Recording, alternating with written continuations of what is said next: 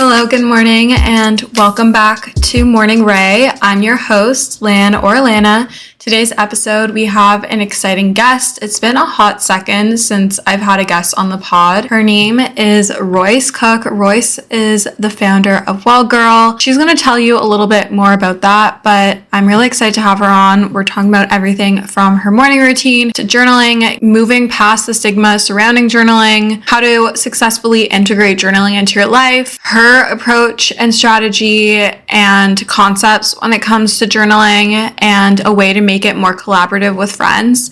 But until then, let's discuss my current faves. Guys, I've literally become a grandma. A year ago, I was going out at least like 2 times a week to the bars, and I did not go out a single time this week. I went for dinner on Friday. That's about it. I did not step into a bar or club, and I have been going to bed by 10 or 11 literally every single night since last Saturday. So for over 8 days, I think today would be like the 10th day or something, I've been going to bed at a reasonable hour and getting a full 8 to 9 hours of sleep pretty much every night, which you guys know. If you are an avid listener of the pod, then you know how long I have been struggling with getting my sleep schedule in order. I really do attribute this to my event last week making me so tired and me passing out early and just wanting to make it a challenge for myself to keep that up. I always like to make things little games and kind of fun for me. I don't know. I love competing with myself. I'm my own biggest competition. And let's see how long this lasts, because it's truly making me feel so much better. I'm feeling so much more well rested. I'm feeling really in a groove with my routines, and it feels really good. Speaking of routines, I've been making a lot of things like weekly rituals or habits with friends. So for example, on Saturdays and or Sundays, I typically go to a cafe with my friend Brandon. Sometimes Shayna joins us, and we'll just sit and read and get a coffee, and I get my coffee cake and we'll catch up and just stroll around. I also like to go weekly to Othership with a friend. I do Jaybird Reformer with my friend Taylor once a week, and it honestly just makes sticking to a routine so much easier and so much more fun and less lonely. So I encourage you to try creating a little ritual with your friends that aligns with both of your habits or rituals or goals or whatever for the year or the month or the quarter, whatever you are doing, and let me know how you like it. It's a way to be social and do things that are good for your mind, body, and soul, and don't necessarily just revolve around going for dinner or drinks or going out. They're a little more wholesome. But let's bring Royce onto the pod. Welcome to Morning Ray, Royce. How are you doing? I am so good. I'm so excited to be here. I'm so excited to have you. I always like to start off my guests with 3 questions, just as a little icebreaker to get the audience and the listeners to get to know you a little bit more. But who are you? Where are you from? And what is your zodiac sign? Yeah, I am Royce Cook. I am a technical writer professionally and love my job so much. I'm from South Carolina, but I currently live in Houston, Texas. And my zodiac sign is Taurus. Taurus. I don't know. Have I met any Tauruses? Probably have, but I haven't asked them. What's your zodiac sign? Okay, so let's discuss your morning routine.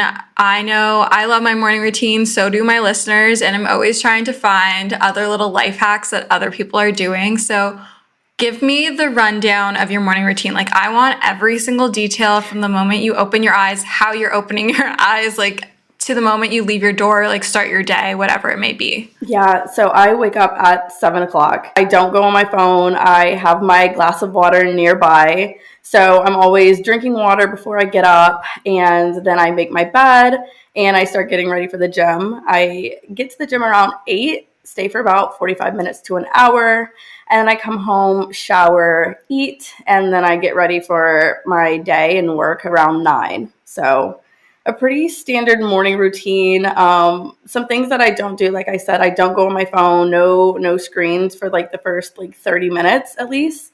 I also like to journal if I can get that in the morning. I like to do that. Pre-workout, gym, yeah, that's That's the thing. You know what? The phone thing is really impressive, and I know everyone says to do it, but I just can't do it for the life of me. And I've really been encouraging myself to leave my phone in the bedroom or to keep it on do not disturb in the morning, so I'm not tempted to go and look at like my emails or my texts or anything. Like, I wake up at 6:30 and most of my friends are still asleep, so like, what am I looking at on my phone? Honestly, I just don't know. recently started leaving the phone outside of the bedroom. So I'll charge it like in the living room or in the kitchen. And that way I'm really not tempted to look at it because it's nowhere near me. It's not within like reach.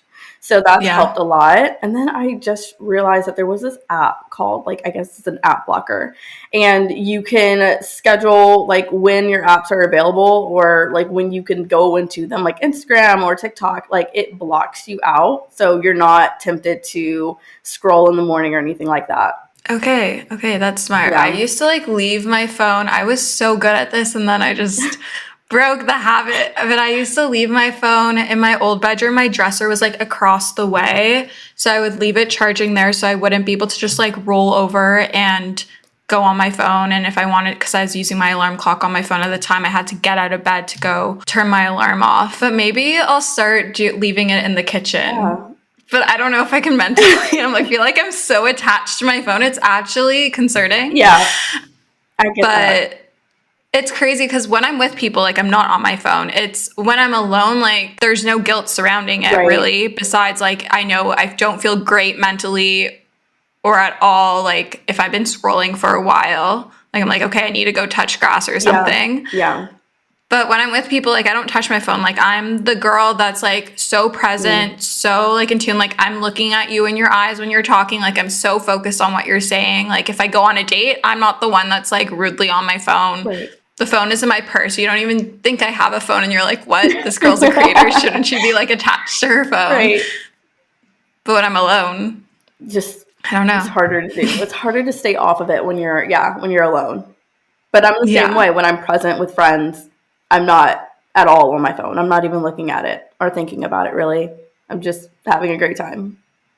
Yeah, so I guess moral of the story, we should spend more time with friends. We should spend more time with friends and be very present and just, involved in the and engaged in the conversation. It's one thing to listen, but like to actively listen and to pay attention to what they're saying and their tone and their body language all kind of plays into like understanding them and being supportive and present with them. Yeah, I think that's honestly kind of been lost in like today's day and age. Like, so many people are so consumed by their phones, or even like you see parents with young children, like they'll be with their child and maybe they're playing with the kid, or like maybe they're playing with their dog with like one hand and the other one is holding their phone and they're reading an email or they're on a phone call. Right. And it's kind of this loss of genuine connection. It's like we're too connected on our phones and not connected enough in person. Right. But I feel like it might be coming back to that a bit. Like, I feel like there's this want and desire from human connection. A lot of talk, I don't know if your For You page on TikTok is like this, but a lot of people are talking about the loss of the third place, and a lot of people are seeking it again. And if you're listening, you don't know what like a third place is. It used to be like this community place, so like a pub, or it could be a bar or a club or something that people would go to, and that's like where they had community and family and social time. And we don't really have that. Social media has become that, and that's also kind of lonely. Like, it's not, I wouldn't say it's a direct substitute. Right. Even to what you're saying about social media, I came across like a TikTok, and this girl was talking about how, with AIM and like older social media platforms like AOL and Messenger, there was a way that you could kind of check out, like, be right back, like, I'm leaving, like your status symbol was off or away. And now with social media, like, you're always on it. You're always present in it. So it's really like harder to have that separation now when social media feels like everywhere. It feels like everyone's on it. Everyone's doing something there. It's good to remind yourself that, it's to step away whenever you find yourself scrolling for hours. Yeah, go touch grass, go step away, go do something, drink water, because if you're scrolling all the time, like, you're kind of allowing that your subconscious, and you're taking on all this media and images and trends, and that can kind of skew your perception. Yeah, I think a lot of the times, and I've started to become more self-aware of it in myself, but we kind of use scrolling and social media as a way to numb what we're currently feeling or what we're going through in reality.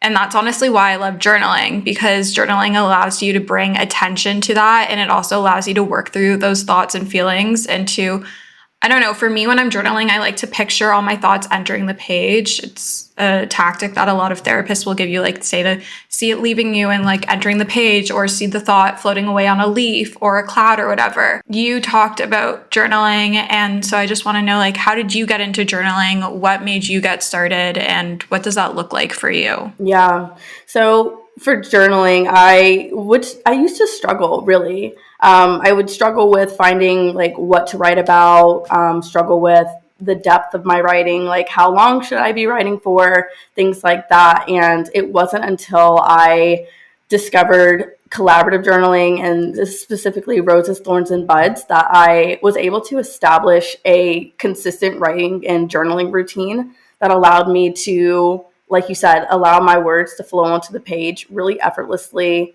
So that's been really helpful. But with collaborative journaling, what I love most about it is that you bring other people into the experience with you. So it's more so on habit stacking, right? With journaling, it can be kind of difficult to get started, and that's because it's a new habit. And with any new habit, it you can kind of fall off or not feel motivated some days to do it. So with collaborative journaling, it's stacked on top of, like, if you call your family or you call your friends in the evening, while you're already having that conversation with your friends and your family, it's the perfect time to just pull out the journal and be really intentional about journaling in that moment. You're already expressing yourself in a really vulnerable and really intimate way. So with collaborative journaling, just it leverages and it capitalizes on that moment and that energy, and it allows you to allow your words to like flow a lot better. The depth of your conversations are a lot deeper, and it just results in like a really holistic journaling practice that isn't like, oh, I'm going to take a journal prompt and answer it, right? It's very, that seems, at first for me, that was very surface level. I would answer the prompt, but it didn't feel like I got any sort of transformation from it. Like I didn't feel like I was going deep enough to feel any sort of change. Yeah, I get that. I feel like there's a lot of journals out there, and while they're awesome and they have prompts and it's really great, like if you're just getting into journaling, it can be really hard to kind of initiate that deeper level of thinking and deeper level of thought on your own, because you could just point blank answer a question like, what are you grateful for? You can say, I'm grateful for my mom, my health, my support system, living in a safe community, stuff like that. But you can also still dive so much deeper into it, and it can become so much more emotional, and you can really see more into yourself. I feel like there is a lot of stigma, though, when it comes to journaling still, that you have to be the super introspective person right off the bat. You have to be really disciplined in order to participate. How do you think that this is false? Yeah, that's totally false. And that's one of the challenges or the obstacles that like I dealt with, feeling like, okay, well, if I want to start journaling, I have to be really, a strong writer or have these like kind of poetic or romanticized kind of like things going on in my head to be very intentional with journaling. And that's not journaling at all. It's really just documenting or writing down anything that you experienced that day, any emotions you felt that day. And it can be as simple as writing on a piece of paper. It doesn't have to take, 30 minutes, an hour. It could take however long you need to express yourself on the page, be vulnerable with yourself on the page. I feel like my list of things to buy, to do, activities that involve spending money is never ending around the holidays, making the idea of investing and saving and thinking about your future to be a a little bit more challenging, a little bit more overwhelming. Acorns makes it easy to start automatically saving and investing for you, your kids, and your retirement, even during the holidays. You don't need to be an expert. Acorns will recommend a diversified portfolio that matches you. You don't need a ton of time. You can create your Acorns account and start automatically investing your money in just 5 minutes. You don't need to be rich. Acorns lets you get started with the spare money you've got right now. That could be $5 a day or even just your spare change. That's right. Acorns can round every purchase you make up to the dollar and automatically invest your spare change for you. And you can get bonus investments just for buying the stuff you need from the brands you love. I personally love Acorns. It's simplified the investment process, which can be overwhelming and intimidating, but it just makes it so simple, so easy, and something more accessible no matter how much money you have to invest. Head to acorns.com/Alana or download the Acorns app to start saving and investing for your future today. Paid non-client endorsement compensation provides incentive to positively promote Acorns. Investing involves risk. Acorns Advisors LLC, an SEC registered investment advisor. View important disclosures at acorns.com/Alana. I'm super excited about today's sponsor. They've sponsored the podcast before, and this is a topic I'm super passionate about. I fear that us as girls struggle with PMS far more than we should, and we really shouldn't. I truly get the worst PMS symptoms. My boobs are sensitive, my face breaks out, my sugar controllings are out of whack. I feel like I'm just a bottomless pit. My mood is not the vibe, and Estro Control has been super helpful in helping manage those PMS symptoms and making that time of the month a lot more enjoyable. Estro Control is a formula developed by Happy Mammoth, a supplement company dedicated to making women's lives easier. Say no more. Estro Control contains science-backed herbal extracts that help support hormonal health, especially if you are someone like myself who struggles with PMS. It was created to help women feel like themselves all month long and to not struggle with the feelings PMS can cause. For a limited time, you can get 15% off your entire first order at happymammoth.com. Just use the code Alana at checkout. That's happymammoth.com and use the code Alana for 15% off today. Yeah, like literally, I think the thing with journaling and what I find works best for me, because I've noticed lately I've been a bit more hesitant because I know how emotional it can get and you can kind of reveal a lot of things and realize a lot of things. But if you just start, if you tell yourself, I'm just going to write one line, I'm just going to write for 2 minutes, 5 minutes, it will ease you into it. And sure, maybe the first time you stop at that 5 minutes or that one line, but eventually you'll kind of trick yourself into wanting to do more, because you'll be like, oh, this is actually really nice and this is easier than I thought it would be, or I'm actually enjoying this process despite it being uncomfortable. It's benefiting me and I'm starting to actually enjoy this and reap the benefits of it in my day-to-day life. Right.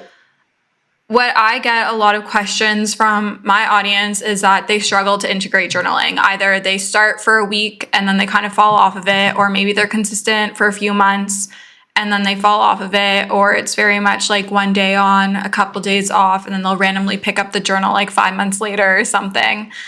Why do you think this is? Like, why do you think there is this huge hesitation or a feeling of unalignment when it comes to journaling for a majority of the population? Like, why does, again, like this stigma kind of exist, or this resistance? Right. So with some common barriers with journaling, self-judgment, lack of time, uncertainty, fear of emotions, and feeling overwhelmed, this all kind of culminates into this like fear and this hesitation, like you said, with journaling.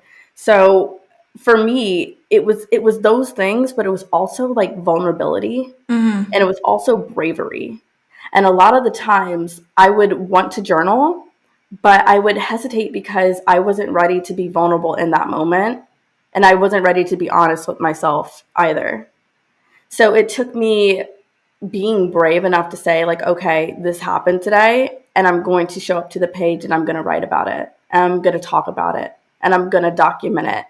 because even though it's very painful to put it on paper because that makes it so real, it's going to benefit me later on when I reflect back on it and say, okay, that was a obstacle, that was a problem, and I overcame it.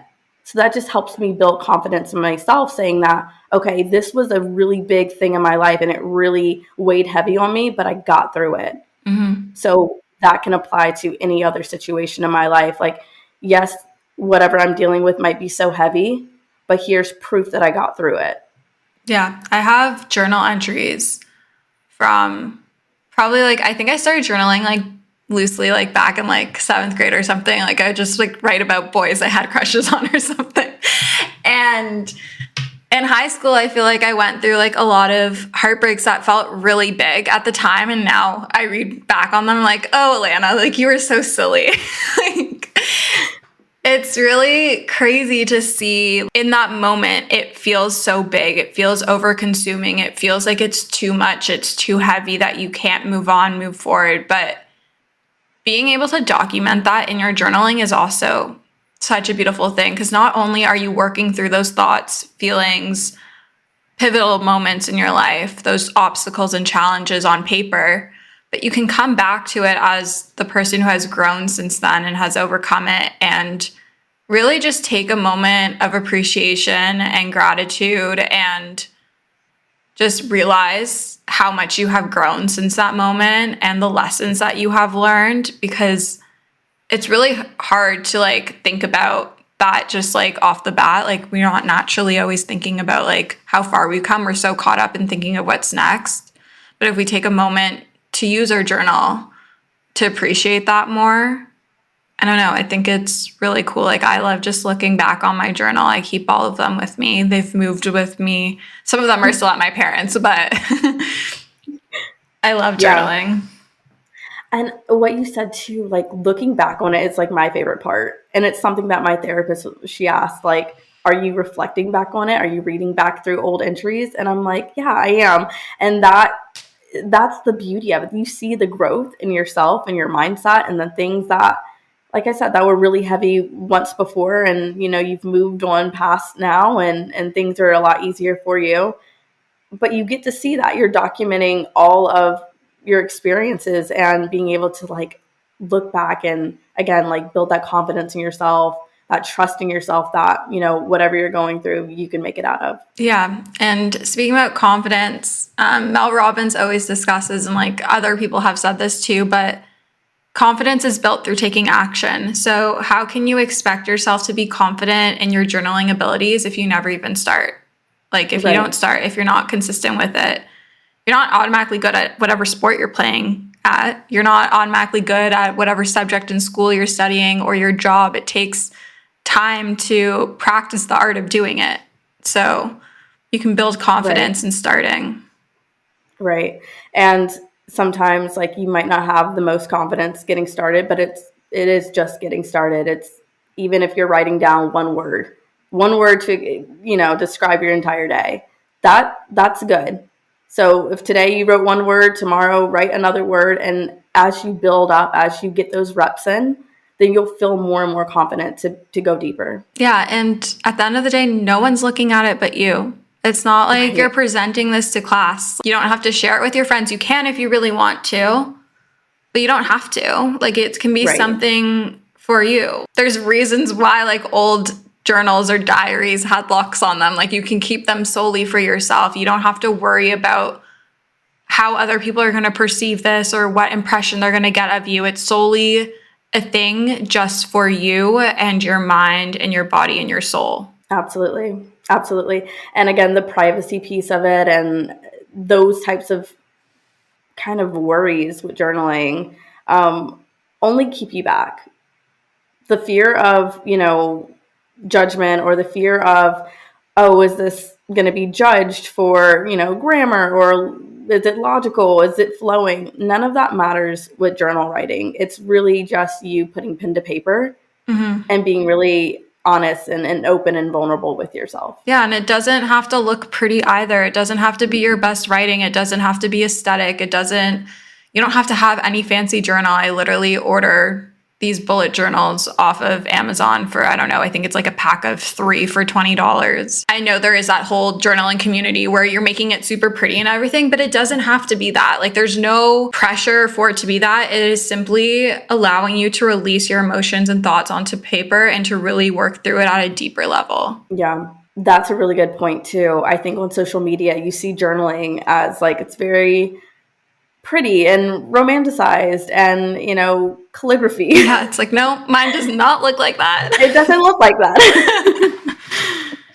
For someone who is listening, if they haven't dived into journaling yet, or maybe they have tried in the past and they've been, oh, this isn't for me, I don't think this is for me, or they have and it just hasn't stuck, what advice would you give to them as a friend? How would you encourage them to be open-minded to this practice and how to go about it? I would just say it's as simple as getting started. I think a lot of the times too, it's like, yes, you want to start journaling, but there's so many journals and so many methods. So choosing the right one for you. Mm-hmm. And I think that would be my key advice. Research what method you kind of gravitate towards, or what aligns with you most, or figure out your why for journaling, right? Is it like a fitness journal? Is it a wellness journal? What type of journal and what kind of transformation do you want out of it?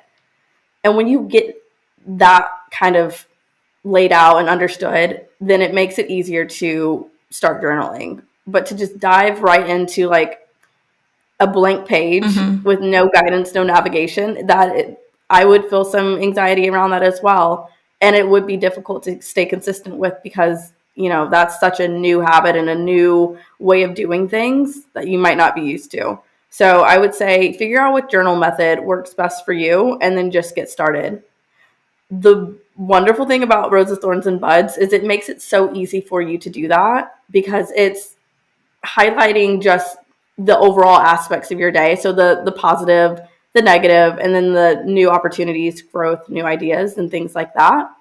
So even that's an easy way to get started, because it's not asking too much of you. It's not asking you to answer a prompt or kind of dig up emotions that you're not really ready to deal with just yet. It's a very gentle bridge into journaling if you in the past felt like it was just not for you, or I can't stay consistent or anything like that.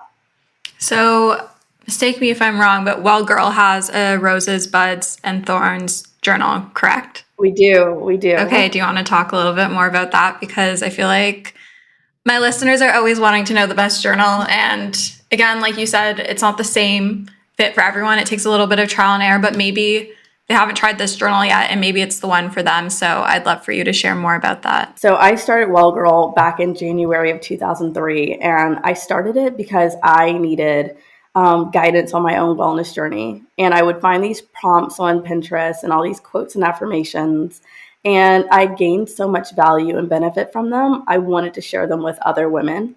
So I started a newsletter and would send it out every Sunday with prompts, affirmations, and quotes. And that blossomed into like a really beautiful and intimate community of women on their own self-discovery journeys as well. And from there, I knew I wanted to offer the community something more and something just very innovative, especially for the women that wanted to start journaling, but just didn't know where to start, didn't know a method or you know, a type of journal that would help them best. So I created Roses, Thorns, and Buds, which is a method that was adopted from Boy Scouts of America.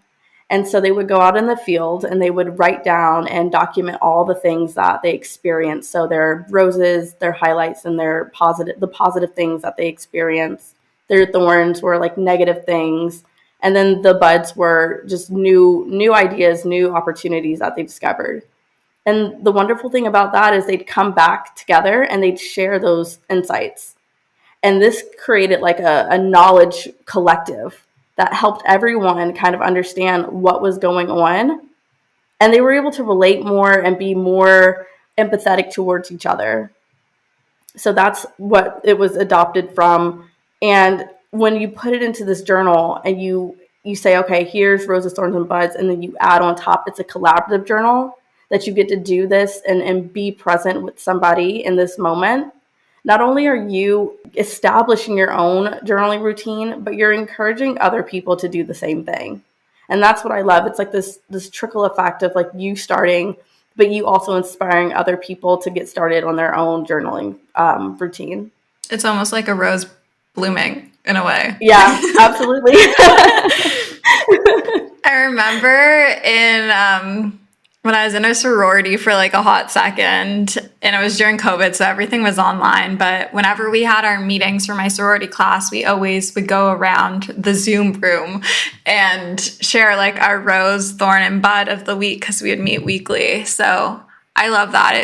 It's something I feel like we've always done, at least in my experiences, like in a group setting, like in a class or at dance practice, or in my case, at like the sorority. But it can be applied very beautifully to your journaling practice, and a journaling practice that you share with your friends or your siblings or maybe your colleagues, whoever it is. But I love that it's a collaborative journal, because I think sometimes journaling can feel lonely. It's like, oh, I'm doing this by myself, and it's kind of odd or like taboo or whatever. But like all my friends journal. Like I think it would be great if we like sat and did that together more often. Like me and my friend Corey, at the end of the year, we will reflect on our goals and like what we had achieved in that past year, and then what we want to set for the next year, like what our intentions are.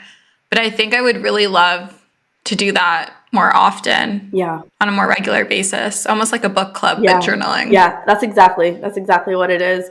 I will call my friend in the evening and ask her what her roses, thorns, and buds are for the day. And she's always so excited to talk about it. She's like, oh, let's do our roses, thorns, and buds. So it's really fun. It's like it's a great way to connect with your friends, especially if you're busy and, you really don't have much time to talk. This allows you to be really intentional about the conversations that you have, really, supportive and listening to them, and actively listening to them about the triumphs, the low points, the new things that they learned. And what I realized by doing this and holding space for my friends in this way, it just nurtures and strengthens our connection, because I get to show up as a better friend, and that means a lot to me. I was going to mention that because like I feel like sometimes, yes, like it's great you have surface level friends. And I want to say in the past few years, a few of my friends, we have naturally had deeper conversations, but it's not always easy. And I think doing the rose, thorn, and bud exercise with your friend, whether you're just discussing it on the phone or you're using the Wellgrl journal, can really help foster that deeper relationship and deeper connection that a lot of us are longing for and missing in our day-to-day lives. Everything is like so fast and quick-paced, and it can also get very materialistic very quickly. But I think this helps ground us and connect us not only to our inner selves, but also to those around us. Absolutely. And it is just that. It's pausing in your day to reflect. And I think a lot of people think that, they don't have time for journaling because it's slow. You're basically pausing to reflect, and then we don't do that enough. So because we don't do it enough, it feels really strange to do. It feels strange to stop when we're always going and so busy. To stop feels a little weird. So that also is a hesitation for journaling, because again, we're just so used to going. Stopping feels... Yeah, I think anything that's out of the norm, out of our comfort zone, is going to feel uncomfortable. But I always share that in order to actually grow, to move, to change as a person, you have to get comfortable with the uncomfortable. You have to get okay with being in this new space, whether it's changing the way you think about things, react to things. Maybe it's integrating journaling. Maybe it's doing journaling with your friends, or fostering that deeper communication and type of conversations with those in your life. It's going to feel uncomfortable to begin with. But if you just take it day by day, if you start with that one word and add another word, and maybe you start with one question and then the next day we add another question, you're just going to slowly inch into that new comfort zone, that new ground zero, that new baseline for yourself. And you're going to start to grow as a person. And what's beautiful is when you're journaling about it, you can reflect back and see how far you've come. Absolutely. And too, like it's looking at the staircase. So the staircase would be like, I have established and I'm consistent in a journaling routine. And so we focus on the staircase. It does seem very intimidating, but really we need to look at the steps in front of us, the small steps, daily steps that help us kind of get into the routine. That seems very, low pressure and easier to do when we think of it that way, that we don't have to like overcome and transform overnight. Yeah. We get to transform over time. Yes. I think like we often like we look at the big picture and get overwhelmed by it and then just avoid it altogether. Sometimes you just have to baby yourself a little bit, like really break it down. Like take your big goal, say your big goal is to like be journaling and to think more deeply and to communicate more deeply. Okay, so how am I going to do that? Like what are the steps I need to take on a day-to-day basis to do that? And then you can even break it down even more. Okay, I need a journal, say like 4 times a week in order to achieve this. Okay, when are we going to schedule journaling into our life? Like when does it make sense? Is it the morning when I wake up at some point? Is it during my lunch break? Is it when I get home from work and can call a friend? Is it right before bed? Maybe it takes a little trial and error, but just like really break it down, whether it's journaling or anything in your life, like break down those goals. It will make it so much more achievable. You want it to be like kind of bite size for yourself. Yeah, absolutely. And even with consistency is defined as, whatever you want it to be. Consistency does not mean daily. Mm-hmm. Consistency could mean every Sunday. It could mean every 2 days. Really define what consistency means to you when it comes to journaling, because that's going to help you stay consistent as well and stay on track and not feel guilty for missing a day, and you shouldn't feel guilty either way for missing a day. It's totally normal and it's okay.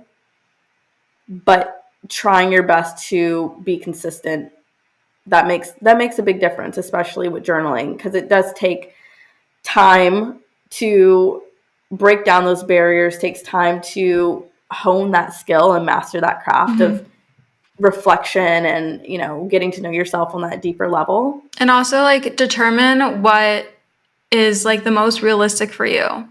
If you don't journal at all right now, don't try to set yourself up for failure by saying, oh, I'm going to journal every single day and some days I'm going to do it twice a day. Like you're going to feel way too overwhelmed and like it's not going to work. But say like start off with like maybe it's once a month you have a monthly reflection and you reflect on the past month and then you set intentions for the next month and you keep doing that. And you start with that. And maybe you start to really enjoy journaling and you really start to like the growth that you're seeing in your writing and how you're feeling and how it's impacting your life. So maybe now like after a few months of doing it once a month, you're going to want to do it every like once a week or maybe bi-monthly or bi-weekly, like do it every other week. And then you want to slowly build it up. When you enjoy something, you're going to want to do it more, but don't shoot for like infinity and like think like you're going to achieve that. Like that's not, it's not realistic. You need to slowly like edge into it. Right. Realistic goals and also have fun with it. Mm-hmm. Journaling should be fun. I've recently gotten more like comical in my journal writing. I don't know. I'm like cracking jokes in there. I don't know.